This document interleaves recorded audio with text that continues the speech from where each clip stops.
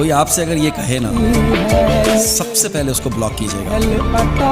अगर नहीं किया और उसकी बातों में आ गया आप, सारी जिंदगी इतने जूते पड़ेंगे, इतने जूते पड़ेंगे कि आपको अपने इंसान होने वरना शर्मिंदगी होगी। सही है, अगर कोई नहीं कह रहा तो कोई बात नहीं है, लेकिन अगर कोई ये कहे ना कि नहीं नहीं मुझे तो तुम्हारा सहारा चाहिए, मुझे दौलत शोहरत नहीं, गरीब भी हो तो कोई बात नहीं है, वगैरह वगैरह वगैरह। ये आज से अगर 50 साल पहले, 100 साल पहले ये बात, ये शायरी की जाती, उस ज़माने में वाकई लोग शराफत देखा करते थे और घर गृहस्थी देखा करते थे। उस वक्त ये बातें अच्छी लगती थी। लेकिन आजकल के दौर में जहाँ पर हर चीज़ चकाचौंध है, चकाचौंध समझते हैं, हर चीज़ चमकती हुई नज़र आती है, सोशल मीडिया भरा पड़ा है, कोई बच्ची, कोई लड़की बेचारी या लड़का